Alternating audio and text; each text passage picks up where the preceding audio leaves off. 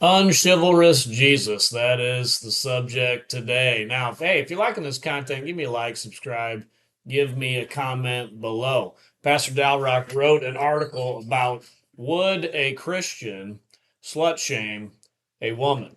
Because that would certainly be a very unchivalrous thing to do. There was a commenter that wrote into him talking about genuine Christians would never do this. But Dalrock urged this commenter to look into an incident in John chapter 4 with the Samaritan woman where he seemingly, this is Jesus, seemingly slut shamed her by asking her a question he already knew the answer to, John 4, verse 15. Verse 15 says, the woman said to him, Sir, give me this water so that I will not be thirsty or have to come here to draw water. Jesus said to her, Go, call your husband and come here. The woman answered him, I have no husband. Jesus said to her, You are right in saying, I have no husband, for you have had 5 husbands, and the one you have now is not your husband. What you have said is true. Ooh, wow. Yeah, when you think about that, yeah, he really did call her out on her sin of being a shameless hussy. And he said, Dalrock says this is not the only example in the Gospels of Jesus being strikingly unchivalrous.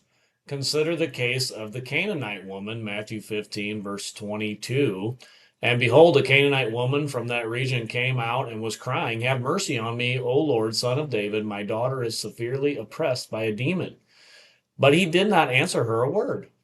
And his disciples came and begged him, saying, Send her away, for she is crying out after us.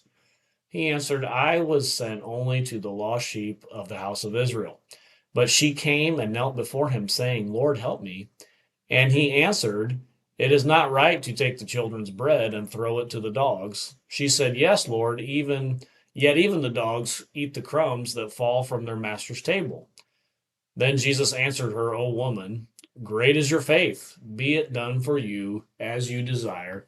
And her daughter was healed instantly. Then he also said, now, a chivalrous man, when a woman came needing help, obviously would drop everything and help her as best as he possibly could. Right? This is the point that Dalrock's making. He also says, consider the case of the woman with menstrual bleeding who touched his robe and was healed. The only chivalrous thing to do would have been to leave it at that. But Jesus wouldn't let it go until she publicly submitted to him and declared what her issue was. Luke 8, verse 43. And there was a woman who had a discharge of blood for 12 years, and though she had spent all her living on physicians, she could not be healed by anyone. She came up behind him and touched the fringe of his garment, and immediately her discharge of blood ceased. And Jesus said, Who was it that touched me? When all denied it, Peter said, Master, the crowds surround you and are pressing on you. But Jesus said, Someone touched me, for I perceive that power has gone out from me. And when the woman saw that she was not hidden, she came trembling and falling down before him, declared in the presence of all the people why she had touched him, and how she had been immediately healed.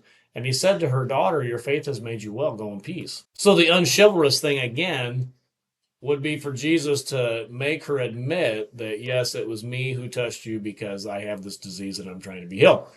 Right? If you were a chivalrous man, you would never make a woman admit that she had an issue and a problem. Interesting point. Hey, give me a comment about that. What do you think of this? Lastly, last example, John chapter 2, where Jesus reminds his own mother of her proper place before performing a miracle she requests. John chapter 2, verse 2, on the third day there was a wedding in Cana in Galilee, and the mother of Jesus was there. Jesus also was invited to the wedding with his disciples. When the wine ran out, the mother of Jesus said to him, They have no wine. And Jesus said to her, Woman, what does this have to do with me? My hour has not yet come. His mother said to the servants, Do whatever he tells you. Now, Dalrock writes, this last example has the potential to bring out the different perspectives of Protestants and Catholics. This isn't my intent, but it is instructive that both groups feel the need to explain why Christ would speak to his mother in such a way. Protestants see him reminding her of his place as a sharp rebuke. For from a chivalrous mind frame, this is quite jarring to rebuke your mother. and remind her of her place. Dalrock says, I don't know if the Roman Catholic Church has formal doctrine on this specific question, but here is what a Catholic writer, Joe Hirschmeyer, says. He says, there is another interpretation, however, that Jesus is cautioning her, Mary. Mary has come to Christ with an implicit request for a miracle, and Jesus responds by addressing her as woman. A lot could be said of that title and its implications of Mary as the new Eve. It's the name that Adam first gives Eve in the Garden of Eden. For now, though, it's sufficient to recognize that it's not rude to call Mary woman. Jesus does this again on the cross, and Paul does it again in Galatians 4:4 and other places. It's ambiguously positive. So Dalrock points out then that both Protestants and Catholics feel the need to explain when Jesus says woman, what does this have to do with me? That may seem unchivalrous, but it really isn't. And then they use different rationalizations to explain why it's not unchivalrous. But Dalrock's making the point that, yes, in fact, this is probably unchivalrous, but in our modern Christian brains, we just cannot fathom that Jesus would be unchivalrous. Because to be chivalrous is to be righteous.